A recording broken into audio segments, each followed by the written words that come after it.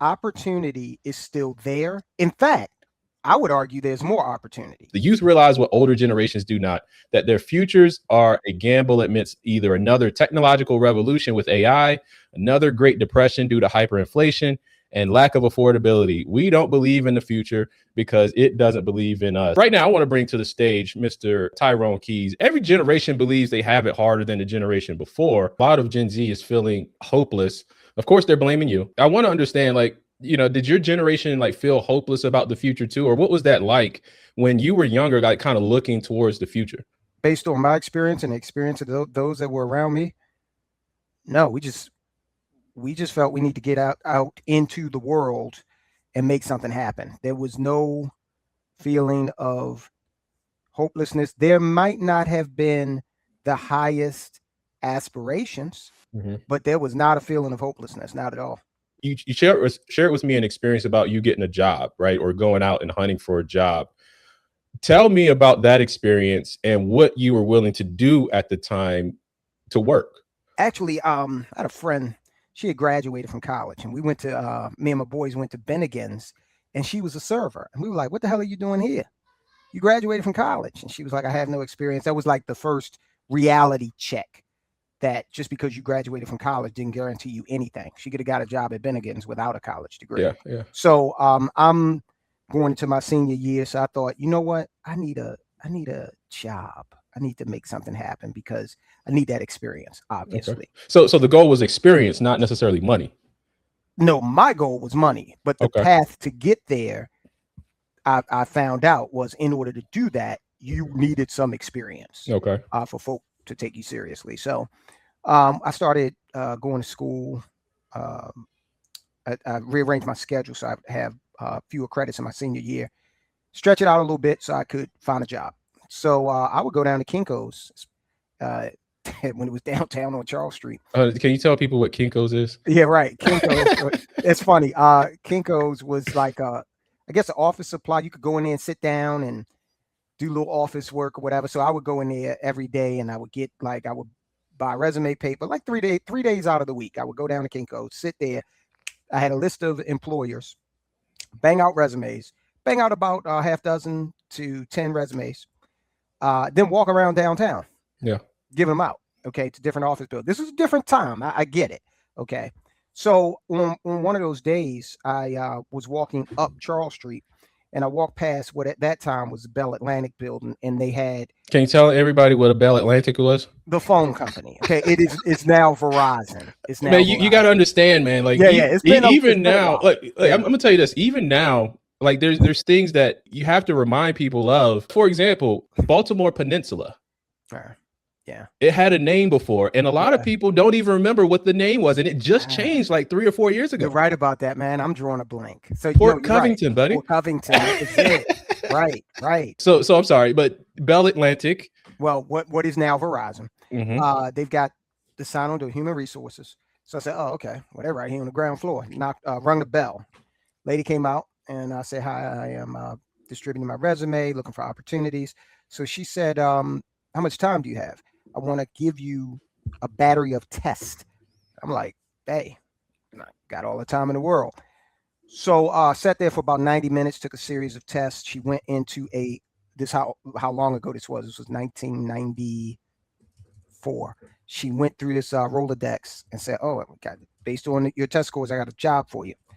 And that was my foot in the door to Verizon, which I eventually worked my way up through that company and became a lobbyist. I represented the company in France, the UK, Mexico, half the states, and in DC.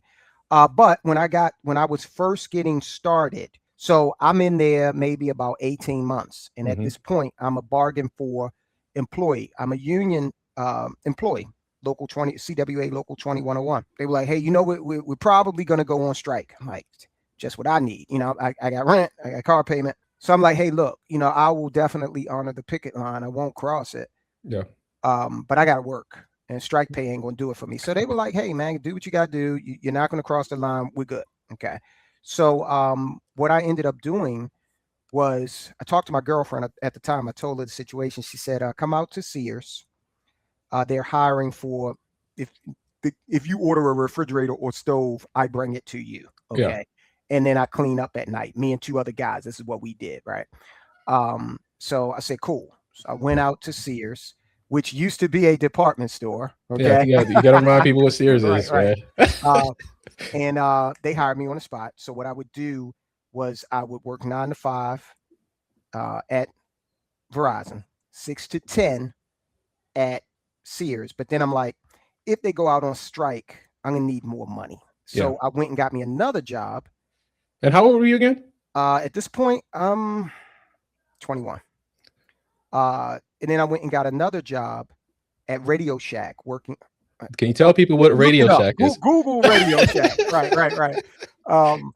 I was doing that, open to close Saturdays and Sundays, weekend. Okay. So my plan was if the company did go out on strike, I would just increase my hours at Radio Shack and at Sears. Okay. A lot of the generation now don't see hope in the future. Younger people take that path. I mean, you were pounding the pavement, knocking doors, but right now in the age of like AI, there's not many doors to knock. Right. Everything's kind of virtual. Like, how would you, what path would you recommend people take? The thing that I see, opportunity is still there. In fact, I would argue there's more opportunity. I wish that we had YouTube and social media and all this back when I was in my formative years, but fine, we didn't. But it is you can't necessarily pound the pavement anymore, right? You got to interact with a computer, and then it gives you the behavioral assessment to see if you are right to be a stock boy at Home Depot. Okay. So I would highly recommend, and this is what I ended up doing, right? If you got a kernel of entrepreneurial spirit in you, there has never been a better time than 2026 to follow that path. And let me give you one example of why that's the case. So back in the day, what we're doing right now, okay, it would, in order to reach a global audience back 30 years ago, okay, I don't even know who the hell you would have gone to maybe the BBC, okay, and because it wouldn't have been any of the American networks, all right, to reach a truly global audience. Maybe the BBC, they were the only ones out there doing that kind of thing, and you would have spent millions of dollars to do what we're doing right now, okay? So in many ways, there are tremendous advantages out there, but I think a lot of these kids are getting caught the way my mother's generation got caught when computers came onto the scene, right? Yep. Now, my mother embraced computer technology fully. My aunt did not, and they're twins. And I swear to you, my aunt purchased a computer maybe in about her first computer she purchased in about 2010. And man, it was hilarious to see her use the mouse because she would do like this, okay, as she was using the mouse, right? We're like, what the hell are you doing? But she was so far away from jumping on board with it. So a lot of these kids today are caught between advice on what traditionally worked and what actually works. If you got an ounce of entrepreneurial spirit in you, sit down and figure out. You literally have access to most of the 8 billion people on the planet.